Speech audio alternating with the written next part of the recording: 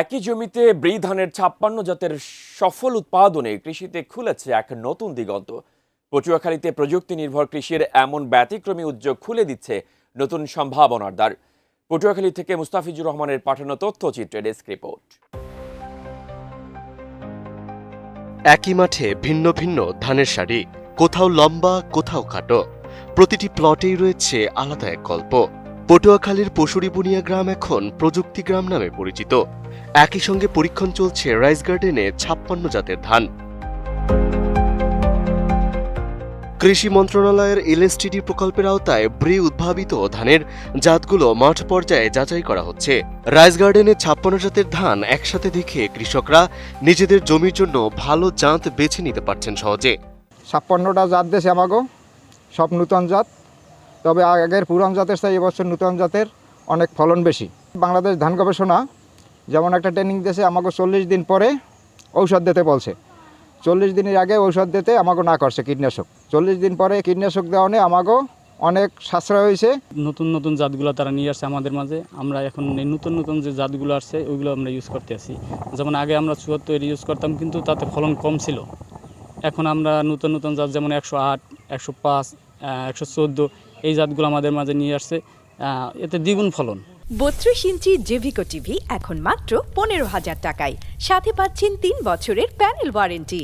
আমরা যে ধান আগে চাষ করতাম, দেখা গেছে ১ মাস ১.৫ মাস আমাদের বীজ রোবার সময় হইত, কিন্তু ধান গবেষণা বলছে যে না, ২০ থেকে ২৫ দিনের মধ্যে ধান রোপণ করতে হইবে।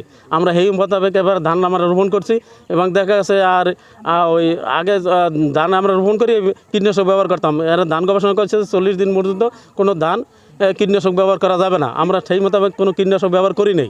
দেখা গেছে যে কীটনাশক ব্যবহার না করিয়া আমাদের রোগে আক্রমণ করে নাই এবং আমাকে ওই একবার মতো আমরা খালি কীটনাশক ব্যবহার করছি, এছাড়া আর কোনো কীটনাশক আমরা ব্যবহার করি নাই। দেখা গেছে ফলন আমাকে আগের চাইতে অনেক বেশি। দেখা গেছে ১% জমিতে আমাকে ১ মণ ধান হইবে। এই বছর কৃষি গবেষণার মাধ্যমে তাদের ট্রেনিংয়ে আমরা সহজে নতুনভাবে চাষ আরম্ভ করছি। এতে আমাদের পিছনে যা ছিল ৭৪, ওইগুলোই চাষ করতাম। বর্তমানে তারা দেশে ১০৫, ১০৮ এবং ১১৪ এগুলো আমরা ট্রেনের মাধ্যমে বীজ করছি। ট্রেনের মাধ্যমে বীজ করার পর রাইস প্ল্যান দিয়ে জমিতে লাগাইছি। বর্তমানে আমাদের ধান খুবই ভালো হয়েছে। পুরান জাতের চাইতে নতুন জাতগুলো অনেক ভালো। রাইস গার্ডেনে কৃষকদের সামনে সব জাতের তুলনামূলক চিত্র তুলে ধরেন এই কর্মকর্তা।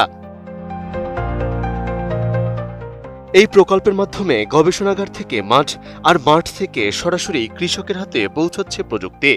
স্থানভিত্তিক ধানের জাত এবং প্রযুক্তি উদ্ভাবন প্রকল্পের আওতায় আমরা সারা বাংলাদেশে মোট 15টি প্রযুক্তি গ্রাম স্থাপন করেছি। এই প্রযুক্তি গ্রামে একদিকে যেমন আধুনিক ধানের জাতগুলোকে প্রদর্শন করা হচ্ছে, ঠিক তেমনি ব্রি থেকে উদ্ভাবিত অন্যান্য জাতগুলো প্রযুক্তিগুলোকে আমরা কৃষক পর্যায়ে প্রদর্শন করে জনপ্রিয়করণের কাজ করছি। কৃষকের মধ্যে আধুনিক জাত এবং প্রযুক্তিগুলো জনপ্রিয়করণের মাধ্যমে কৃষির উৎপাদনশীলতা বৃদ্ধি এবং কৃষকের জীবনযাপনের মান বৃদ্ধির জন্য, লাইভলিহুড ইনক্রিজ করার জন্য আমরা নিরলসভাবে কাজ করে যাচ্ছি। রাইস গার্ডেনে ৫৬ জাতের ধান উৎপাদন ও চাষাবাদে প্রযুক্তির সঠিক ব্যবহারে বদলে যাবে উপকূল অঞ্চলের কৃষির ভবিষ্যৎ, এমনটাই মনে করছেন কৃষকরা। Desk report, ATN news.